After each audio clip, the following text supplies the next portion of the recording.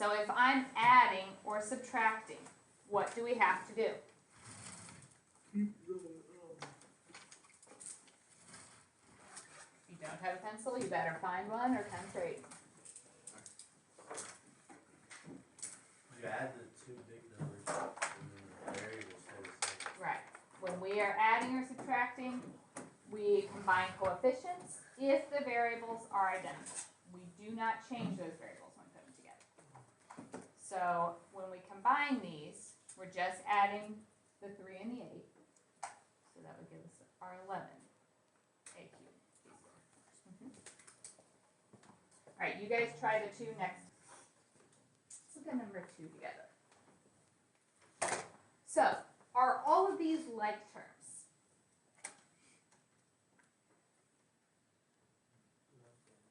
I'm looking at number 2. Are they all the same variables?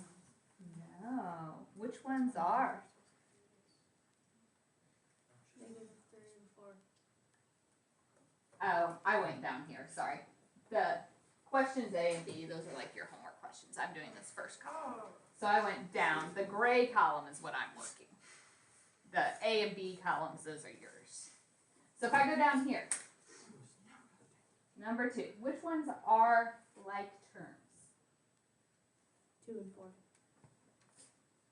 We have, this is x, y to the 4th. Is that the same as x to the 4th y? No. This is x, y to the 4th. So it's the first and the last terms have the same variables. If there is no number written here, what is this? 1. Okay, so it's like a -1. So -1 x, y to the 4th and -4 x, y to the 4th would give me a -5 x, y to the 4th. We do not have any other x to the 4th y. So that's just going to stick. I can't do anything with it. It's not a like term. It just stays. All right, so we only add them if they are the same. When you do that, variables don't change. Do you guys feel like you could do these 4 questions now? Adding, subtracting like terms. Okay. Let's look down at problem 3. So I'm doing the first column, the gray column. Yes, sir. So when you're adding them and subtracting them, the exponents don't change? Correct. It's like, the exponent is just basically kind of an identifier. It's like saying, I have 1 apple, 2 oranges, and 4 apples. We only put the like ones the same. And when you put them together, they're still apples and oranges. It didn't change that part. All right. When we are multiplying, it's annoying, but if you don't know what to do, write down what these exponents mean. A to the 6th means there are 6 A's. And then we have a B. And this one, A to the 4th, means I have 4 A's and 5 B's. All right, you're not going to have to do that every time, but if you get to a problem and you can't wrap your mind around what it means, this would help. When I look at that, at the end, how many A's do I have? How many B's do we have? So you'll notice, what did we do with those exponents? We added them. We added the A's together, and we added the B's. All of that is multiplied, so when we put them together, they're still multiplied. So we just combined the exponents to make it the most simplified we could for our final answer.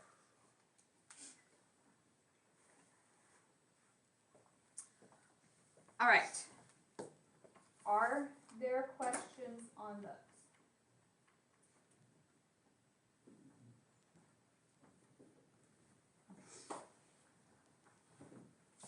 Let's look at another one like this. So if I look at problem 4,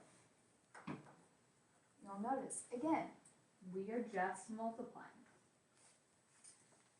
You don't have to. You could write everything out if you wanted. When you're multiplying, does order matter? No. We're multiplying it all together, but we're just combining the things that we can.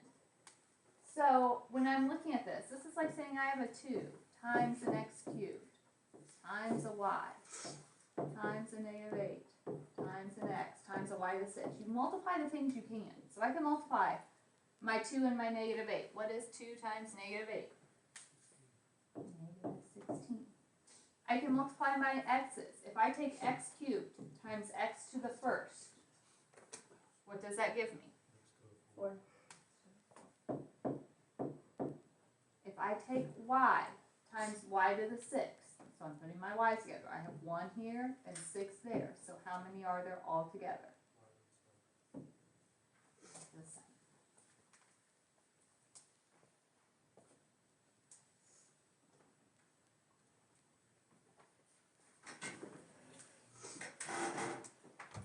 Are there questions there?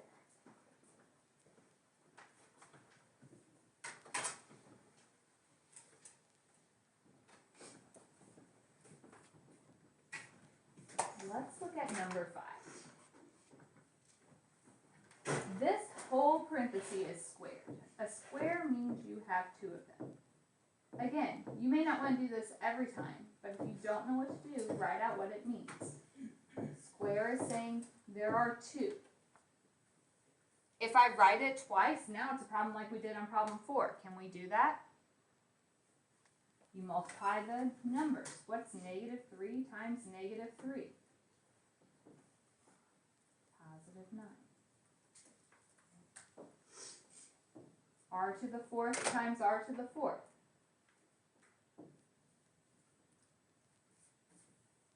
R to the 8th. Okay. S times S.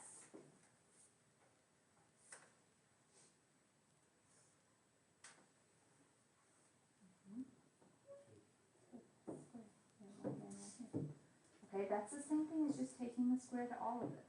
Negative 3 squared is 9.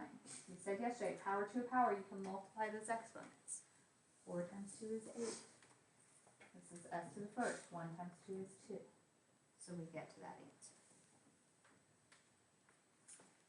I'm going to do one more right now, and then we're going to stop. So number 6. Let's see if we can do this. That cube would go to everything. So you could write it out 3 times, or you could just realize. That's 1/2 to the 3rd. If you do that on your calculator, what is 1/2 to the 3rd?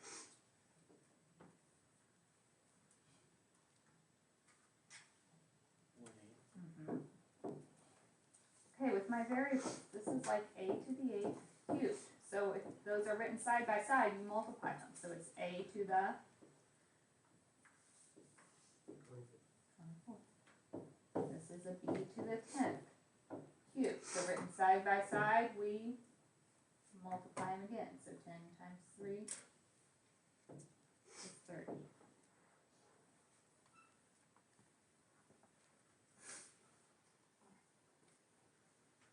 I'm stopping with my examples now. What I want you guys to do is finish this front side. So I know some of you are going to go to the